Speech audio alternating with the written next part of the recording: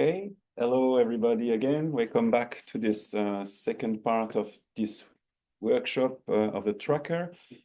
We have now the keynote session that will be done by Bernhard Truffer. But first I will give the word to Sebastian Losacker about the Quest webinar series. Thank you, Sebastian. Thanks a lot. Just a few words. So this is a collaboration between the TRAKR network and the Quest webinar series, which is a city and regional sustainability transition webinar series, which is supported by the RSA.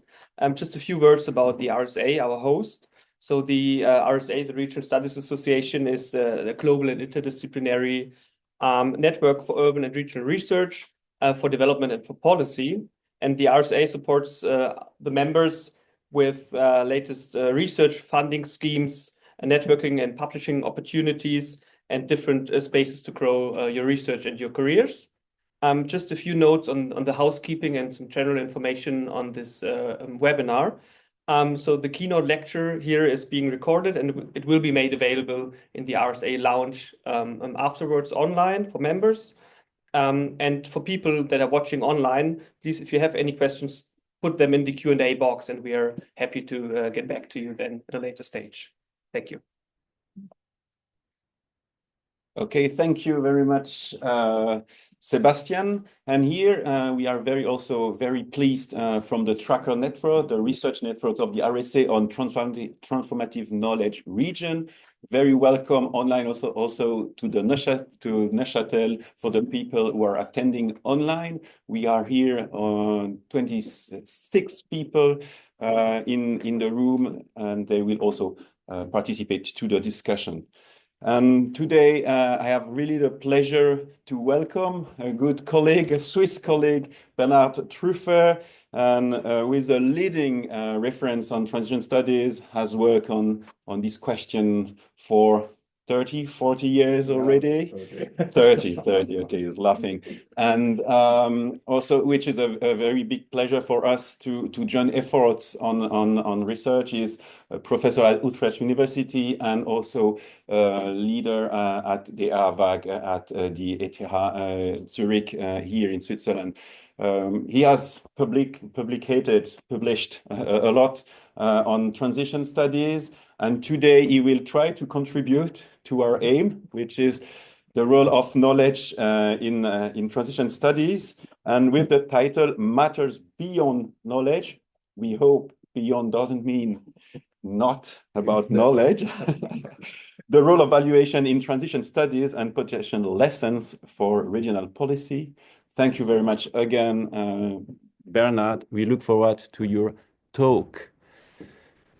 Well, thanks a lot to you, and thanks to the RSA to enabling and the TRAKR community to enabling this whole event. So it was really already an inspiring morning with lots of interesting contributions.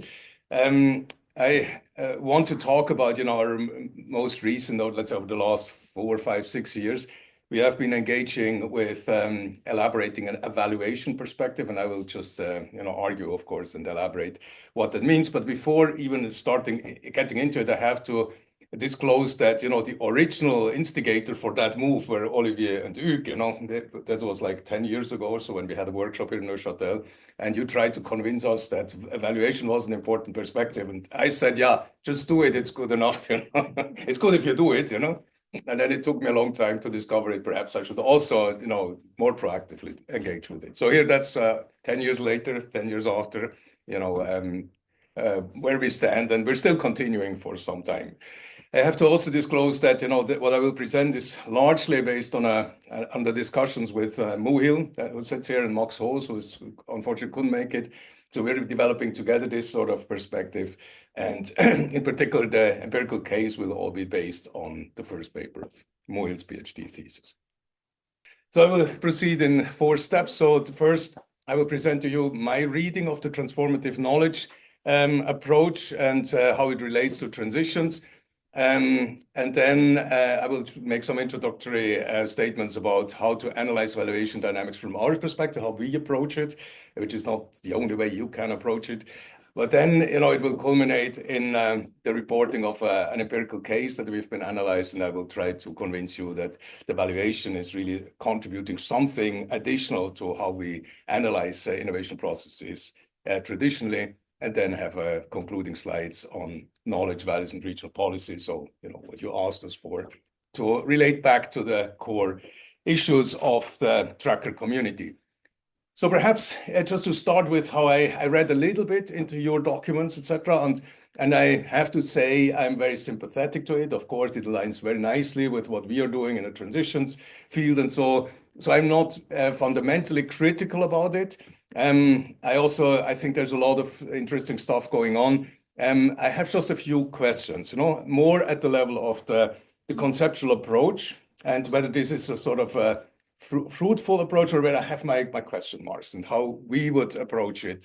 So let me first say that the way that I read the literature is you start from the observation that there was a knowledge-intensive regional concept, that were in the Lisbon Treaty, etc., and you want to expand it to include sort of transition phenomena and also broader resources that drive regional development, which of course, is very well aligned with what we do as well.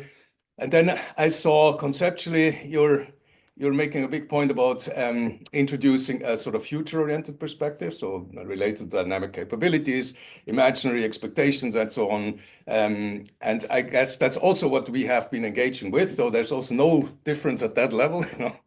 And of course, you also make the point that valuation is important. How I read it, you mostly relate valuation to market formation, and we would extend that a bit, but you will see. Yeah. So I guess that the ultimate assumption that lies behind it is that if you fulfill all these requests of this enlarged conceptual framework, then regions that hold the corresponding resources will be more successful in running transitions, right? Or you can oppose them in the Q&A. Yeah? So my questions now from a conceptual point of view is, if I try to absorb, your way of thinking. So my main questions are, what happened to the distinction between knowledge and values? So where are values? Values appear, but they're sort of subsumed under some forms of knowledge. And to me, this is not so obvious. I wouldn't buy that immediately. And perhaps at the more operational value level, this relates to the problem of capabilities and institutions, which in my view are sort of operationalizations of knowledge and values, And then the most important part is, because I don't want to engage in a cage fight on terminology, that doesn't bring much, but rather say that the reason why I would like to distinguish values from knowledge is because the production processes that lay behind are very different. So, typically you would say, this will come later perhaps. So how the question is, how does this all add up to a better understanding of directionality? I guess that's what we share. And so I would now like to elaborate how we see this sort of specific perspective of valuation, which is not fully distinct of a knowledge perspective, but complementary, I would say, and engages in different sort of mechanisms and processes, actor positions, etc., than what we normally associate with knowledge development, Okay, so how did we in transition studies approach knowledge versus values? I guess the core fundamental concept is the social technical systems, and one translation of social technical is that the social has to do with institutions and the technical has to do with knowledge. So it's a bit of a shortcut, but you can easily see, well, there's always this binary is already introduced in the very, very basis of transition studies. Of course, we have a lot of experiments and tinkering as modes of knowledge production. I guess that's also quite obvious. In the technological innovation system or global innovation system that Christian and I had developed, so we, in the GIS paper, we differentiated between innovation and valuation relating to market formation, but also a resource mobilization and legitimation, which are happening in different realms. It's not only in the market. The market does not channel all the valuation processes. And so directionality is shaped through the struggles of these selection environments. So our own position and relationship between these concepts is that knowledge and values are sort of different facets of institutions, because the old Scott definition of institutions with cognitive, normative, and regulative. And you could say, well, cognitive has a lot to do with knowledge, and normative has a lot to do with values, and regulative is sort of the institutionalized form of the both. And knowledge is substantiated by capabilities, whereas values results in interests more. And knowledge and interests are not of the same kind, you know? So they're sort of addressing different things. And so typically when you look into the processes, so value dynamics differ from knowledge dynamics, and very easily put, you would say value dynamics happen in politics and knowledge dynamics happen in science or industry, you know, in innovation. So it's also different social realms where these issues are aggregated and discussed and negotiated and further developed. So it's certainly true, you know, that innovation studies have been more obsessed with understanding the knowledge dynamics than institutional dynamics. And so, you know, we share the pathway again at that level. So I guess what I would take from these two introductory slides is that we need a more mechanismic understanding of value dynamics in innovation studies. So, and mechanism means more on a mechanistic sort of understandings, you know. So how do we analyze valuation dynamics in general? So let's say in traditional studies, typically values were not absent from innovation studies, that you will also find it in other innovation studies contexts, but normally they're sort of externalized in a way either to saying, well, it has a sort of a strong cognitive focus on visions and expectations, but that's something that develops and provides sort of a boundary condition under which then innovation is developing.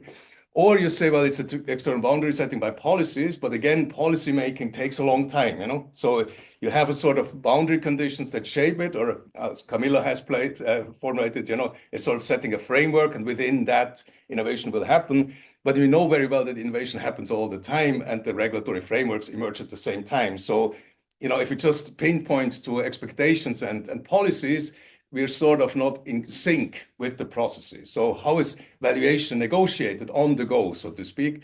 Let's say in traditional studies, to be fair, we also had a sort of intermediary format, like as values are mobilized through grassroots and pioneers, which was sort of, again, sort of implicit motivations that then drive the values, you know? So the problem with that is either it's only partially effective, it's bound with for complexity traps, or it's too slow. I will not evaluate on that, but you know, there's some issues with that, you know, it's not synchronized enough to really observe valuation on the go or in practice. So that's why we turned to the valuation literature, and which was instigated by you, the both of you. And I think that the crucial point is that valuation is sort of an institutional process with mechanisms and processes, structures by which values get attributed to technologies, people, and organizations. So we have to look at how is it really be done, by which sort of means and which kinds of processes are values attached to technologies, technological options, or people or organization. So this has an agentic component because, you know, actors can try to shape these associations, can say, well, solar PV is sustainable and for that it's good, or bamboo is sort of, you know, traditional and for that it's good, it will save the world. Or so, you know, this association actors will always try to shape that, but actually in the end, as an institutional structure, you know, it's a systemic process that aggregates actors, and no one is in the first place is able to control that, except perhaps for some powerful actors, etc. We can talk about that, but you have this sort of agency structure kind of thing or approach that you have to leverage in that.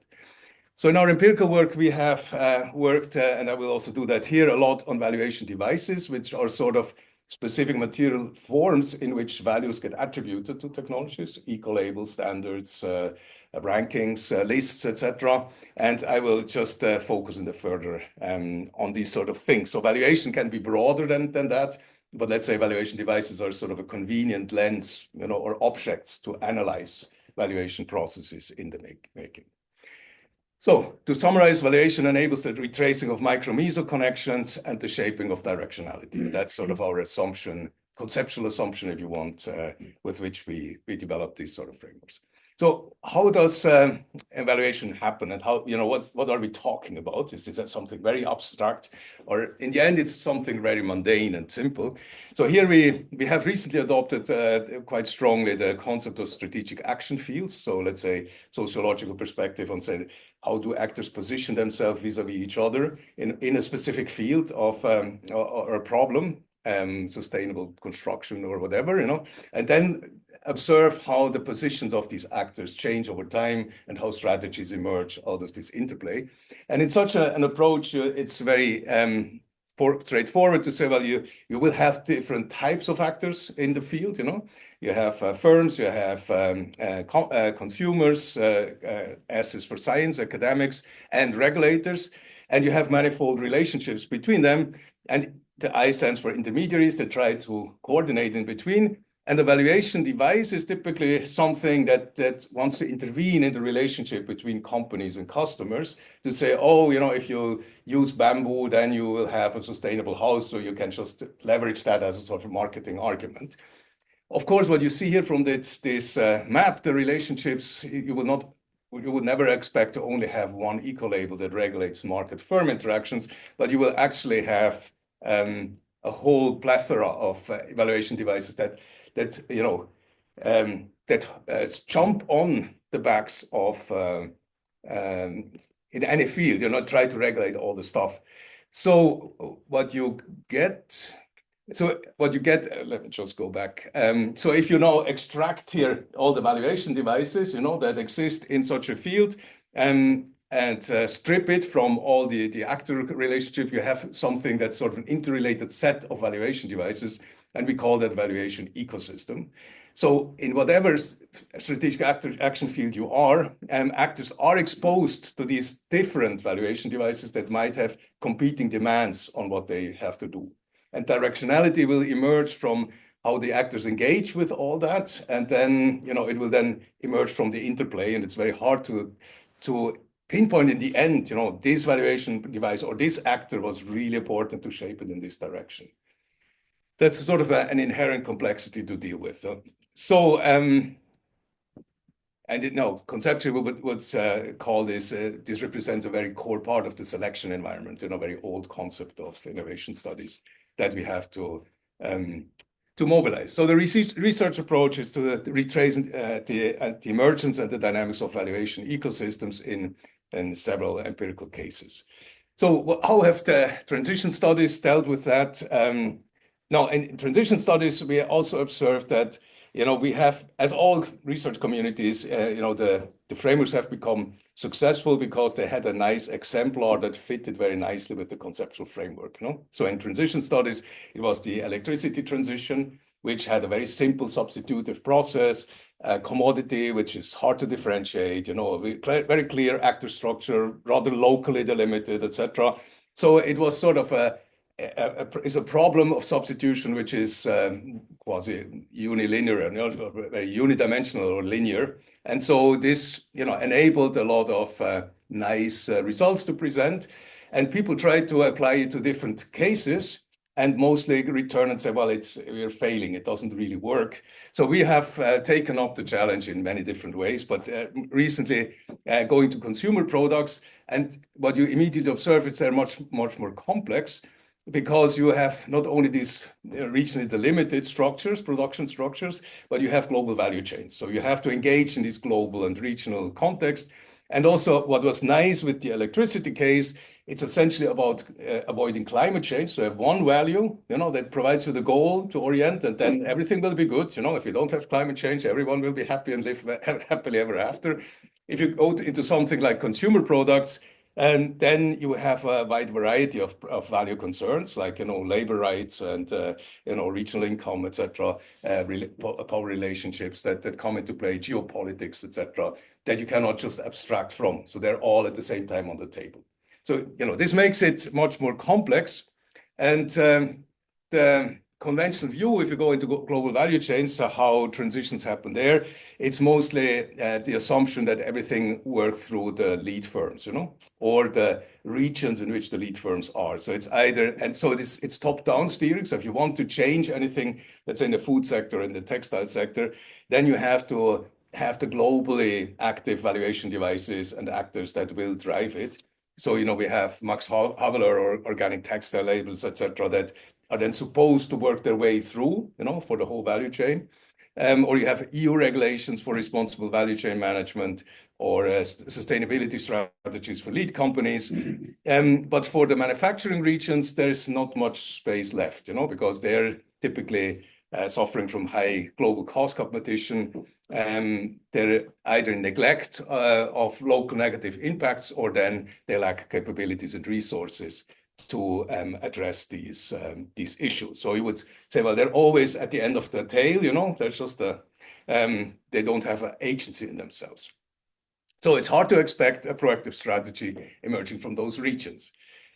So what we have found, or Muhil has dug that out, and I want something wonderful. And okay, let's have a look at it. And it resulted to be really a very inspiring case, a counter case, is that one of the major textile clusters in India, which is the main exporter of cotton, I guess, garments from India to the rest of the world, Tirupur, which is in Tamil Nadu in the southern India, has developed over the years a explicit green strategy at their cluster level. And so it's really an interesting question, how could this be? You would not expect that. And what were the processes that led to that? And so just to give a little bit of a profile, so it's the largest textile exporter in India. It's an integrated cluster with various segments in textile manufacturing. So there's lots. I have here one figure, with like garment makers, compacting, laundering, embroidery, printing, dyeing, bleaching, knitting. We have all these sort of complex clusters or industries that are engaged in that. Here you have the number of companies that are in. So it's mostly SME-driven, companies that are dependent on the H&M and the other lead firms of global textile manufacturing. And the working, especially, we were focusing here on the dyeing industry. They have huge impacts on the global and the local environment, especially in terms of water resources. So they're heavy polluters, so you might have heard and seen pictures about that. And still, they sort of developed a recent green textile strategy, both at the level of the dyeing industry, but also then at the cluster itself. And so, that's all that I will tell you now is from the first paper of Muhil, which is about the dyeing industry. And we are finishing the second one by the end of this week or beginning of next week, which will then look at the cluster strategy at a higher level, how this all adds up to them. So the research questions that we want to ask that drive us. So what were the major drivers for this change in the strategy? So what were also the resources they could mobilize? How did this even come about? How important were classical knowledge-related resources relative to valuation attempts by different actors? So we have this sort of symmetric approach to look at these types of processes and how that did directionality emerge across different layers of this system. Let's start the sound again. So before I can dive into the empirics, so one of the important things to realize, I don't know how difficult this is for economic geographers or people that have worked on regional clusters, but for transitions people, it's quite a challenge because normally, in the technological innovation system framework, we just have one technology and everything that happens, you can analyze through the core of this technology and the actors and everything that happens in there. And that's good enough for infrastructure innovations like photovoltaics and electricity, etc. If we go into manufacturing processes in complex consumer products, typically industries have several or lots of products that they sell, and they have to coordinate within the value chain and in the region and with the global value chain, etc. So we have to have a bit of a multi-layered approach to identify what happens where, to really retrace the development of the innovation process overall. And so we here for this case, we identified, of course, the company in the core, then the technological innovation system, which became important in our case, then the industry segment in which the company is, so the dyeing industry, and then the local production system, which is the cluster of the Tirupur that produces garments, for the global market. So I just want to point you that the red statements here are sort of course, if you ask yourself, how will I know that the transition has happened? So what are indicators at each of these levels? And so, we would say, at the firm level, it would be if there are no new production processes or operating procedures. At the TIS levels, there are shared resource and innovation priorities. At the industry segment, there's new production logics, and at the local production system, there's new positioning in global value chain. So you have to also differentiate, what fundamental change is in such a multi-layered system. And I'm afraid, without being aware of these complexities, you do a conventional transition analysis, it will not tell you much, And we have quite a lot of these in the literature, and they try to force fit it back, in the simplistic framings that we have from the simple cases, and then typically you'll get quite frustrated. So the key innovation processes that happen now at the different levels and between the levels have to do with the technological innovation and new valuation structures. And of course, you also have to take account of the external influences like regulatory changes, external shocks, climate shocks, or whatever competitors that come on, global market requirements, and competition within the global value chain. So in the end, we have sort of multi-layer process of interrelated innovation and valuation activities across these different layers. So that's the analytical lens with which we go now into the analyzing the case, and you will see this radar representation coming back. Perhaps just, it's an abstraction. We will not interpret this that, the company is located in a very clear location, and then the thesis around it and the industry is around it. So this can be crisscrossing structures if you map them geographically or whatever. But just for an analytical purpose, it's good enough to have them as sort of concentric circles from the core of the activities, where we would also spot the change of rationales, of course. So I have to go with you very quickly through this quite complex case. And I encourage you to read the first paper of Muhil, which is available as a working paper, and it's under its submission, so we hope we will soon have it published. And we did quite a detailed analysis of that stuff, and I can also only give you a sort of an overview of all of this. So the problem is with the dyers and tanners industry it's mostly SME dominated, and it's highly polluting effluent. If you dye or you tan garments or leather or whatever, then there's lots of chemicals that come in, and the effluent is just disposed into the rivers, And of course, this creates huge problems. Perhaps you have seen in the media representations of that. And so this spawned in the early 2000s political flashbacks, to say, oh, you're poisoning the local river. So the farmers went to the courts and said, well, you have to stop that. You're just killing all of us, which was literally the state. And then regulators said, well, we stop licenses for operation. You really have to take care of that. And we require zero liquid discharge. So you're not allowed to put any sort of liquids out into the environment anymore. And so this, to keep it fast forwarding, this first destroyed the industry almost. And then in the end, they still adopted a green strategy. And in between, we saw sort of from an end of pipe technology orientation to technology leadership, what happens in between. There was a complex coordination across the layers, and then in the end, the proactive endorsement of the green differentiation strategy. So, you could say always when you have these sort of outlier cases, that are against, you can say, yeah, this was just here. But we would argue, no, if you look at the mechanism could happen in different places as well. So it can be generalized, perhaps not empirically or statistically, but it can generalize what the kind of mechanisms are that come into play. So now I'm walking you through the three phases. So in 2000 to 2010, 11 around, there was a sort of the Farmers Association that sued the industry, and the Settle Divo order was issued. And this led to the establishment of an industry-owned wastewater treatment.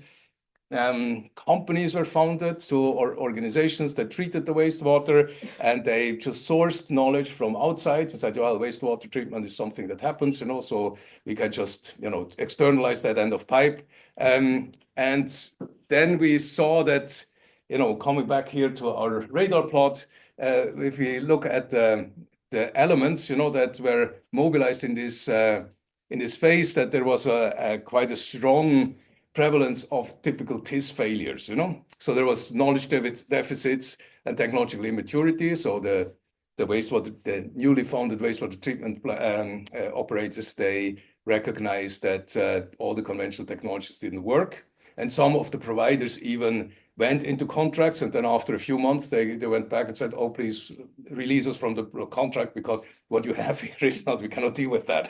We don't know how to treat this sort of wastewater. And then, of course, there are lots of coordination failures, a few experimenting firms, and negative expectations. And so this led to significant technology failures and financial losses. And in 2010, there was a court orders that just really us mandated, to have this ZLD. And so this led to a large industry closure. About 30% of the companies survived after that. So it was really a sort of a butchering of the industry. So we're talking about costs of transitions. So you see here a high cost that happened. But not all companies, some companies also went into other regions, but those that survived, they had very good reasons to stay in the region, because of all the synergies they had and the cultural context, etc. And they understood that they had to engage much more proactively in the problem. So as they lost trust in utility and tech providers, they realized that they had to take ownership of this problem. And actually, it's easy to understand this. Well, wastewater is actually quite similar to what we are using in our process to dye in the first place. So it's a liquid with different sort of salts and colors, etc.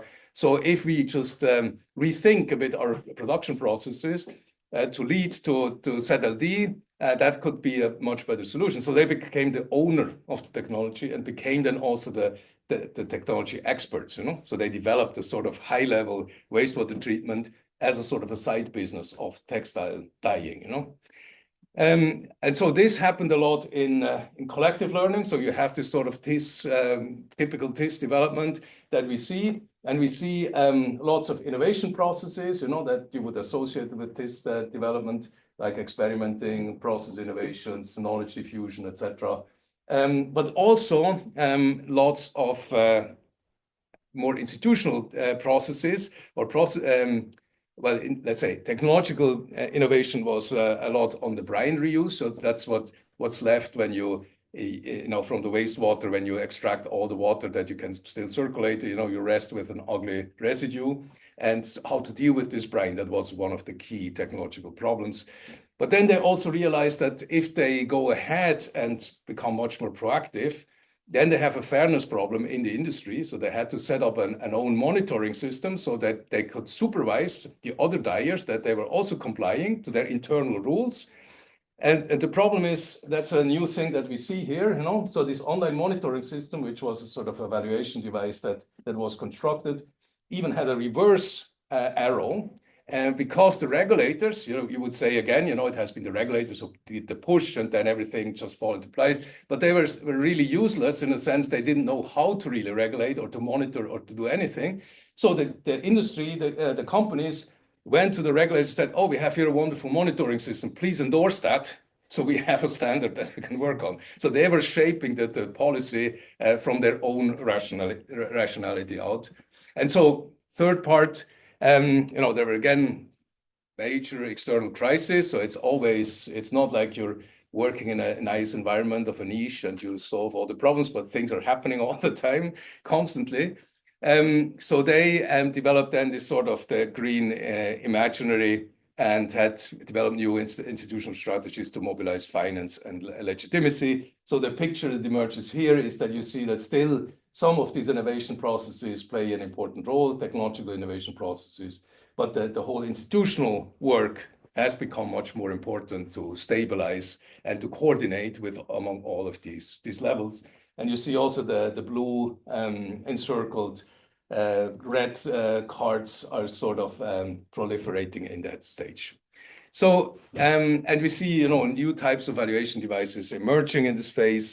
So the online monitoring system was further developed and became really high level. There were wastewater credits that were installed. So for trading saved water, with others, voluntary industry standards and national CLD standards that emerged out of all of this. And I guess one of the things in the second phase, which was really decisive, was that, so that's the last point here about valuing water autarky. There was a major dam project that was built, and it was a total failure economically because the dyers didn't use the water anymore. And so they realized that they became independent, of the water provision by the region, and that this was really a crucial element for them to have safe operating conditions. So let's say doing CSID became a very important resource for them, So that's what then ultimately changed the rationale at the level of the individual companies, So just to give you an overview and to summarize, so what we see here is that from the first phase to the last phase, we see, well, first an external shock in a sense, that sort of spawns the learning or shakes the whole system very fundamentally and brutally. And then the more proactive engagement until the endorsement of a green industry strategy. And our argument which we elaborate in much detail in the paper, and we even do a very serious process tracing for that, is to argue that it's not the external pressures that led to everything else, sort of a typical, environmental policy from economists. They would say, oh, you set the boundary conditions and then companies adapt. But it's a much more proactive process, that involves ownership of the innovation, but also working on the institutional structures. And even you see in the third phase, there's lots of these red arrows that go back, not only to regulators, but also to companies, to the wastewater treatment companies, where then suddenly the dyers became sort of experts and said, oh, we know how to solve that problem, perhaps this would be worthwhile for you. So you have a total reversal, in a sense, of the position of these upstream, dependent, incompetent, resource poor actors who become the drivers for a lot of the green textile strategies. And that's what we will explore in the second paper, and then perhaps in follow-up papers, then when we will look at how the global NGO-driven labels, for instance, or EU regulations interacted with these strategies, because we also see there that the associations here at the cluster level, they became proactive agents to interact with the standard setters in the EU to say, well, you have to change the standard in such a way that, we have a sort of a market advantage. So in a nutshell, this is really an argument against this sort of a priori view that, wherever you're in a peripheral region, you have no say anyways, So, but what we also see is that to become empowered, it takes a sort of a very elaborate process, which was not consensually steered from the beginning, but which nevertheless had a major impact to promote transitions, green transitions. So let me finish here. Yeah, I'm not too bad in my time, right? And we have time to discuss then. Yeah. So how does this tie back to the transformative knowledge region? So what is the take home? I guess, first of all, I didn't want to say, well, knowledge is not important. Everything is in the values. That would be silly, of course, But knowledge and value are strongly intertwined. And now you could go a step further and say, well, also knowledge, also values are a certain form of knowledge. But that's where I would stop, to say, no, of course, we also know about values. This was my question to you. We have knowledge about values, but that's not the same. It's not more fundamental than the values themselves, Anyways, we have to discuss this. But they develop in different processes, needing different structures and resources. I guess I tried to elaborate that on the empirical case. That knowledge development we know a lot about. What happens in universities and in companies and how, blah, blah, blah. The whole standard innovation studies approach. We know a bit about valuation dynamics, especially in the political sciences. They're all about, value, battles over values, in a sense, political processes, all that, and how to aggregate them and come to a conclusion to get rid of Orban or whatever. That's sort of a value process.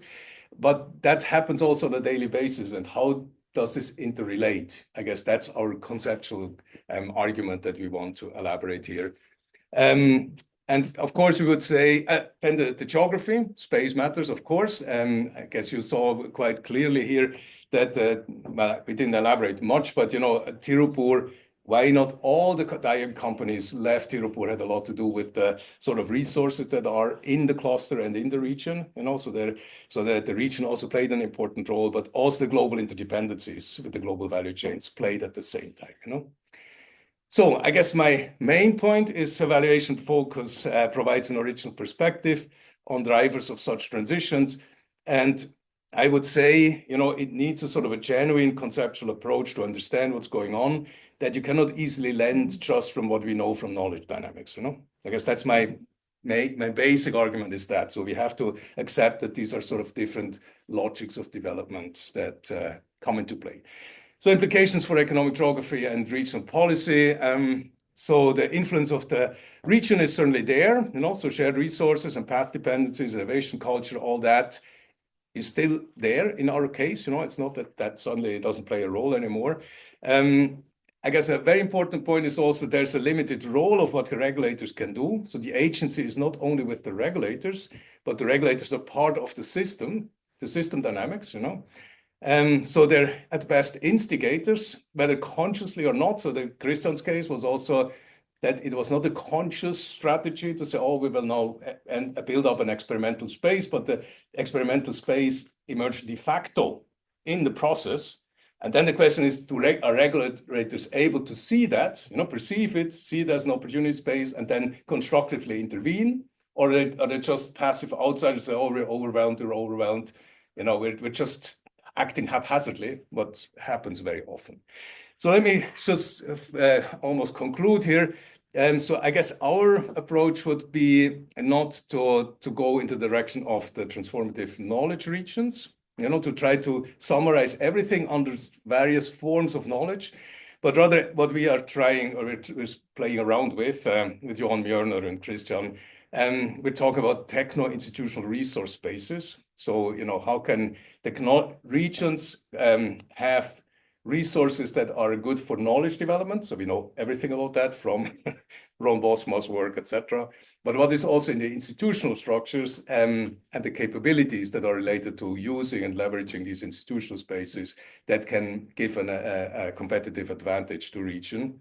And that would be our approach, to say, well, we keep the binary, with the technology and the institution, or with the knowledge and the values, and we try to understand how these can complement each other to provide critical resources. So my very last point, so I don't want to say the TRAKR approach is totally wrong. That's not my point, So perhaps and probably you will be saying, yeah, we could analyze this whole story in our own terms. And then I would be happy, So perhaps we can do that a bit. Or, is there something to my main message that perhaps we have to get conceptually very clear distinction, not clear distinction, but let's say explicit distinctions between value-focused processes and knowledge-focused processes, and perhaps where they then interact and interdepend, etc. So I guess that's what I would like to bring up here. And so I hope for an inspired discussion here. Thank you very much. So the Q&A is open. There is nothing for the moment. Is there any question in the room? Okay, the first. Although apparently I'm a member of TRAKR now, I don't feel quite as much responsibility for coming from the TRAKR position. Yeah.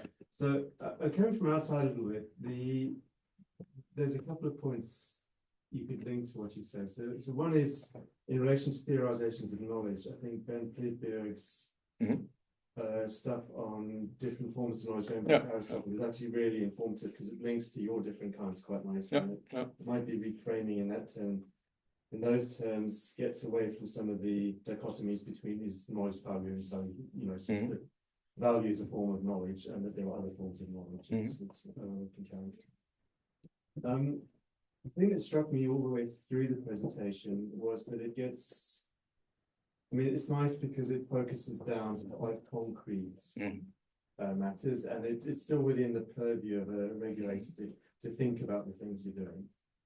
But I think there are some connections to broader social and cultural issues, which the model doesn't seem to really engage with. So, for example, if you have ecological labeling, climate friendly or whatever. That in itself is a move in social discourse, which changes social and cultural settings over time. There's a feedback there. Whereas it seems to me you just take, well, society is interested in climate change, so, you know, that's the whole story. And in thinking about transitions, those broader processes are quite important too, I would have thought. You know, so if everyone cares about climate change, then we can think about how to label and how to signal that this particular thing relates to climate change or not. But the model doesn't account for why people care about climate change now rather than 20 years ago, or the way in which valuing feeds back into that broader discourse. May I intervene here? Yes. Because, you know, I think you're... So I have to Yeah, resume the pardon. question, but I don't know how. Because I have to resume the question for the audience. What would be really the question here? Is the stuff we should care about broader than what the model seems to talk about? Well, I would say this is not a model. Yeah. That's a misrepresentation, you know. I guess what I'm saying, we're focusing on the certain part of mechanisms that come into play. That typically if you focus on knowledge, you will not have such a fine-grained attention to. And then you see things happening that are counterintuitive, which is always a good thing, you know. So we see something that's surprising. And so our story is not at all, really not, I guess that's the whole gist of the story, that there is, oh, we have to solve climate change. That was not the starting point. The starting point in Tirupur was, there is this river pollution, we have to get rid of the river pollution, a very local regulatory problem that then started the learning process, at the end of which the dyer said, oh, actually what we're doing is now very sustainable, so where can we hook up? And then they could connect, I guess that will then be one of the future papers, with the global discourse or the EU discourse on, you know, responsibility for global value chains, etc., climate. So they could hook up, but this was not the starting point. It was not the entrepreneurs who were, you know, conscious about the environment and said, oh, we have to save the world, you know, typical niche process, you know, oh, now we have to develop alternative ways to do dyeing. That was not I mean, that's why it's interesting, is to say, no, there was no overarching, you know, goal that was driving it. It came up out of a local rationale, etc., and then it was able to hook up to broader discourses at one point. So I don't see that, you know, that accusation. We're not following that. That's not part of our argument, you know. Anyways, perhaps I didn't make myself understandable well enough. Just for Bernd Flüfberg, you know, he's one of my favorites in all of that. Of course, I would always turn to him. And I guess with Camilla's presentation that, you know, that would be very nice to relate to Flüfberg's approach. Anyways, just to say, I'm in favor of him. You know? He's one of my heroes, you know. Okay, next question, Sebastian. Yes, I was wondering if you could reflect a bit more on the geography of the valuation devices. So is it, you know, can you easily pinpoint this is a very localized, especially sticky valuation device, or this is more of a globally footloose, to put it in the GIS terms, valuation device, or how does this kind of fit into this conceptual? Yeah, I would pass that question to Muhil. She's deeper into that, you know. Yeah. The question is more about the footloose or the anchoring of this valuation. The geography of the valuation ecosystem, in a sense. Huh? Yeah. Yeah. So there were 4 kinds of valuation devices that were at work in this industry segment. The first, monitoring this device, it really began as a local project among the most sincere firms, let's say, who wanted to protect themselves from future regulatory action. But then they kind of advocated for this foolproof monitoring system, and they made it a regional policy that applied to multiple types of polluting industrial sectors. But then over time, they also started looking at water credits, which are more of a global, it has a global mechanism like carbon credits, even though water is a very local issue. So I don't fully understand how it works. And then they also had, they started constructing a certification system for zero liquid discharge. So they started setting up technology and monitoring design standards. And this, they wanted it as a national voluntary industry standards for multiple industry types as well. And the fourth one was, I forgot. But anyway, so all of them were working either regionally or nationally, and it didn't scale beyond. And also, and that's because processing industry segments, they're usually much more under pressure from local actors. So for them, it was more important to set up devices that would help them mobilize resources from regional or national governments or keep the immediate public civil society happy. Whereas the garmenting industry, who are the ones who are working with market actors, they are much more likely to work with global value chain or market-driven valuation devices like labels and so on. Yeah. I mean, the interesting thing is really that this valuation ecosystem that I showed, there's a geography to it, you know? So you have different devices at different levels, and actors have to selectively engage with that as well, you know? So the dyers, as Moel explained, were a bit more locally oriented, but now that's the second step when you go towards the global value chains, you have to engage with the global labels. And, you know, so it's really sort of a balancing of across all these scales that has to happen, you know? It was the same question from Elvira. So, okay. So, Olivier? Just a small question, yes, still with the case. Up to which point do the companies in this region, up to which point do they have a communication policies that intervene in these valuation processes? And I mean, what is the part, and the conscious part and the strategic use of communication, for example, in these valuation processes? It's a good question. Yeah, I mean, that's the emergence of the association, you know? So the individual companies, they didn't do a lot, if I remember correctly, in communicating, but there's what the industry association who became very important, you know, the one actor that started to coordinate within and to the outside. I think also because some of the companies were organized, actually most of the companies were organized as common effluent treatment plants. So they collectively own these wastewater treatment companies. So there they would have a board of members and they would communicate as a board of directors, sorry, and they would communicate to member firms how they have to behave. And if in case they didn't follow regulation and found other ways to default, then the association would not support them. So there were internal governance dynamics too, but this is not something I tried to document in detail, but these rules existed within. Yeah. There is a question from Max Peter Menzel. Why do you use the term valuation devices and not market devices, which covers many of the things you describe? From a global value chain perspective, what are the lead firms and where do the companies export to? Usually the perception is one of the North-South relation where the North sets the standards, but there are also increasingly South-South relation where, of course, actors in the global South set standards and have more freedom. There's lots of questions, I understand. Yes, but I had to read it for the recording. Yeah, I guess the market devices versus the valuation devices. I would say valuation devices are a subset of the market devices, you know. So, and you know, some literature focuses more on market, like Allon, you know, goes on market devices, whereas other literature is mostly focused on valuation devices. I would say market devices are broader, you know, and we were just focusing here on the valuation devices to have a sort of a clear focus rather than anything else. Yeah. And also in the context of the sector, these devices were not shaping or linking to markets. These were mostly for local resource mobilization, such as finances and so on. Yes. Yeah, they weren't visible to the end consumer or brands for that matter. And the second question was more about the global value chain and this connection. Is it North-South, South-South, and what are more or less the shape or the dynamic of this global value chain? Because we're still trying to find out how the mechanisms happen exactly. But Moel, you're perhaps your latest view on that. The relative power of the local actors compared to the lead firms, you know, how they coordinate within the global value chains. Second question from Elvira. Perhaps. Sorry. Moel, just. Okay. Yeah, sorry. Yeah. No, can I just have a moment to think about this? I'm just reading the question again, but you can read the second question. If you want. Okay. So I will make it a bit bigger. Yeah.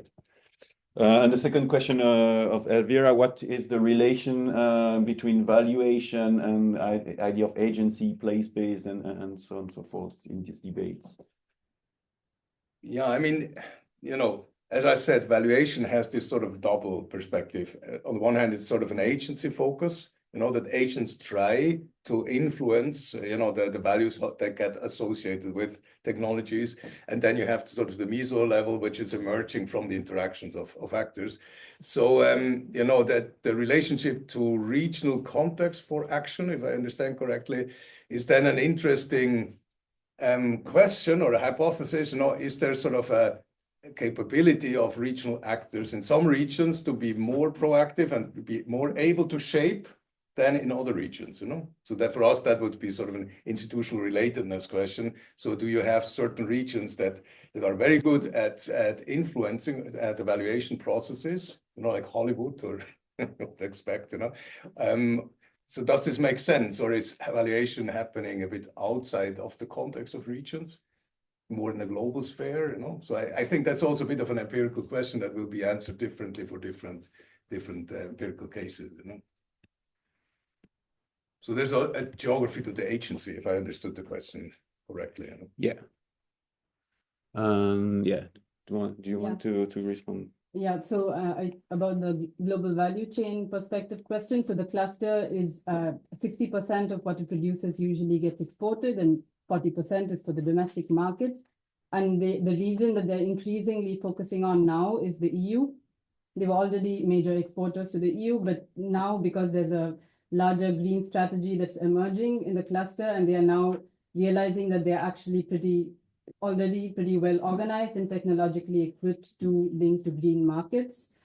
And yeah, about what you said, usually, the standards come from market actors, but here we see something different that's happening because these valuation devices or these standards were being set up in response to local innovation priorities.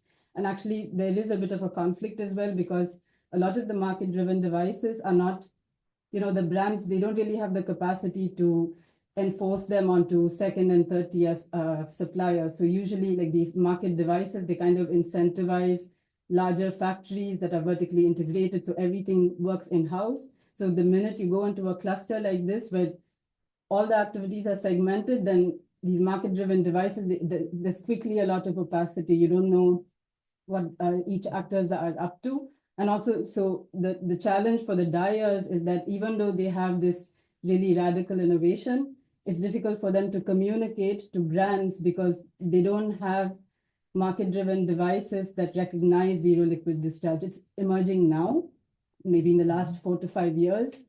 So then they have to resort to, or even if you have devices like for water neutrality, the way they measure how companies reach water neutrality is very different from the innovations they've already implemented. So there are these conflicts, and that's why they have to resort to just mobilizing financial resources so they can just cope with competition for now, and then they have longer term strategies for communicating to markets, of course.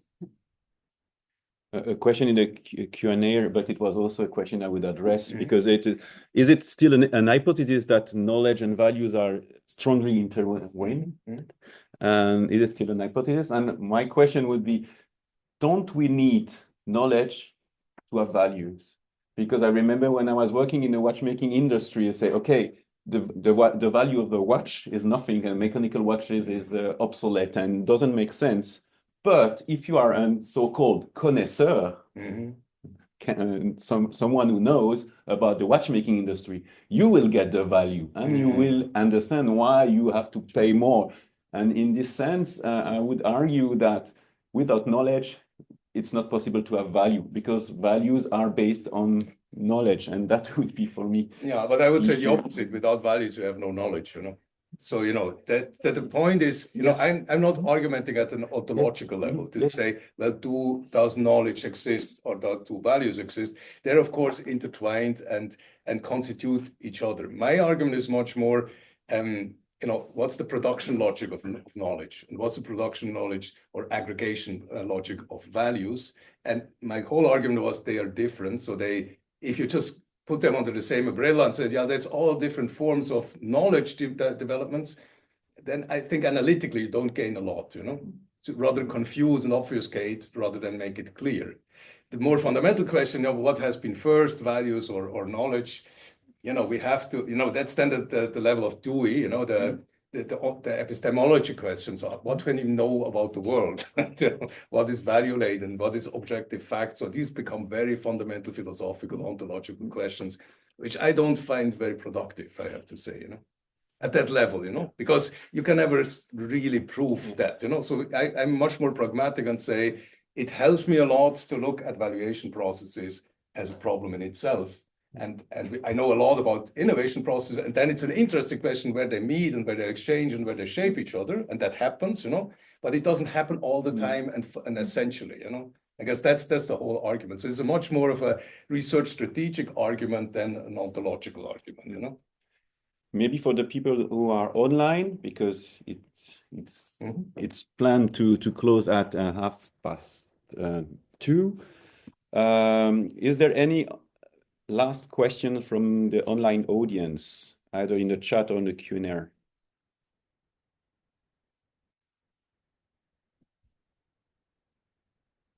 If not, and if it's okay for Nikki and Alex, we may stop the live stream now and just saying thank you to Bernhard, and we will also continue a bit the discussion here. But thank you very much for the people who attended. And it was, nice to have you in Neuchâtel, and hopefully next time on place. Yeah, thanks a lot. Thank you.